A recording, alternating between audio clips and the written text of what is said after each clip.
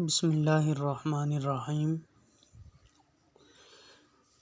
یہ نقشہ جو آپ حضرات کے سامنے ہے اس ویڈیو میں، یہ صفات متضادہ کے حروف کے اعتبار سے ہے۔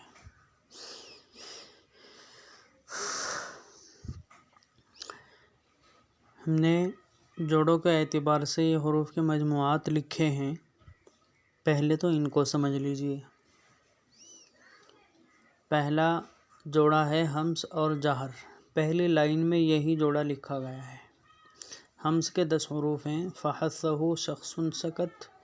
جہر کے 19 حروف ہیں، عظم وزن قارئ ذی غض جد طلب۔ شدت کے 8 حروف ہیں، یہ دوسرے جوڑے کی پہلی صفت ہے، اجدک قطبت۔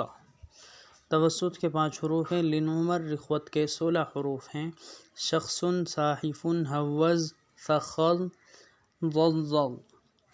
ہم نے یہاں رخوت میں آپ حضرات کو حروف کچھ اور لکھوائے تھے، وہ تھوڑا مشکل تھے، یہ آسان ہے، اس لیے یہاں ان کو لکھ دیا گیا ہے تاکہ اگر کوئی یاد کرنا چاہے تو وہ آسانی سے یاد کر لے۔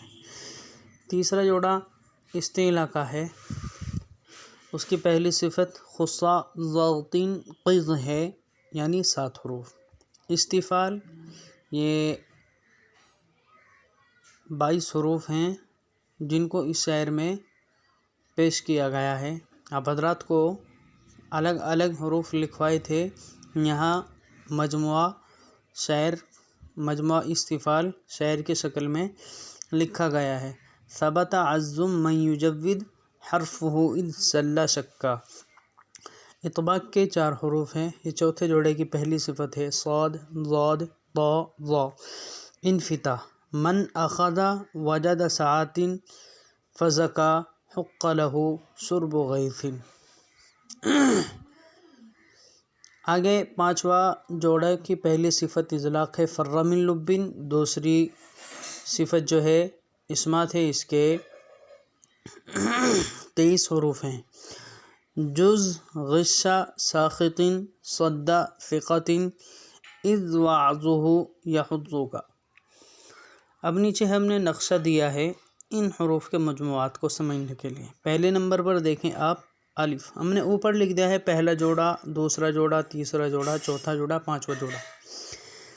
ہم نے آپ کو کل بھی بتایا تھا اور جس وقت سبق ہو رہا تھا اس وقت بھی بتلایا تھا کہ ہر حرف کے اندر 5 صفت کا پایا جانا ضروری ہے۔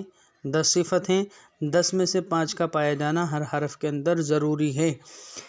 اگر کسی حرف کے اندر پوری 5 صفت نہیں پائی گئی ہے تو سمجھو اس حرف کے اندر کچھ نقص ہے صفت کے اعتبار سے۔ یہاں دیکھیں پہلے نمبر پر ہم نے الف لکھا ہے، اب ہم نے الف کو پہلے جوڑے میں دیکھنا ہے۔ ہمز میں دیکھیں فحثہ شخص سکت، ان 10 حرفوں میں جو ہے الف نہیں ہے۔ اس کی جو ضد ہے وہ جہر ہے، اس میں دیکھتے ہیں عظم وزن قارئ ذی غض جد طلب۔ تو قارئ میں جو قاف کے بعد حرف ہے وہ الف ہے۔ اب یہاں پہلے جوڑے میں ہمیں لکھنا ہے مجہورا۔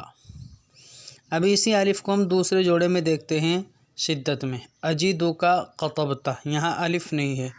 دوسرا مجموعہ ہے لنعمر، اس میں بھی الف نہیں ہے۔ آگے ہم تیسرے مجموعے میں تلاش کرتے ہیں شخص صاحف، تو صاحف میں ہمیں الف نظر آتا ہے تو یہاں ہمیں رخوہ لکھنا ہے۔ آگے تیسرے جوڑے میں ہمیں دیکھنا ہے خصا ضغط قز، یہاں الف نہیں ہے۔ آگے دیکھتے ہیں استفال میں ثبت عزم من یجود حرفہ اذ سل شکا، تو شکا میں جو ہے الف ہے، اس لیے یہاں تیسرے جوڑے میں ہمیں تیسرے خانے میں جو لکھنا ہے وہ مستفیلہ لکھنا ہے۔ اطباق کے 4 حروف ہیں، ان میں الف نہیں پایا جا رہا ہے، تو انفتاح کے مجموعے میں دیکھیں تو آپ کو نظر آئے گا فزکا زکا، کاف کے بعد میں الف ہے یہاں، تو انفتاح میں آیا ہے تو یہاں چوتھے جوڑے میں کیا لکھا جائے گا؟ منفتحہ لکھا جائے گا۔ 5ویں جوڑے میں تلاش کرتے ہیں فر من لب، تو یہاں نظر نہیں آ رہا ہے ہمیں الف، اس کو اب اسمات کے حروف میں دیکھتے ہیں تو یہ ساخطن میں سین کے بعد میں نظر آتا ہے تو ہمیں یہاں مصمتہ لکھنا ہے۔ اسی طریقے سے آپ تا کو لے لیجئے تو فحثہ شخص سکت میں تا ہے تو یہاں کیا لکھیں گے؟ محموسہ۔ اجیدو کا قطبتا، تا یہاں تا ہے تو لکھ دیں گے نیچے شدیدہ۔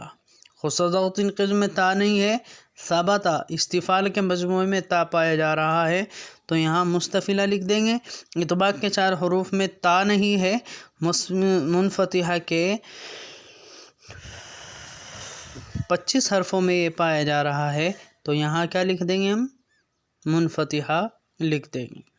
اطلاق کے 6 حرفوں میں نہیں پایا جا رہا ہے، اسمات کے 23 حروف میں پایا جا رہا ہے ثقتن تو یہاں مصمتہ لکھ دیں گے۔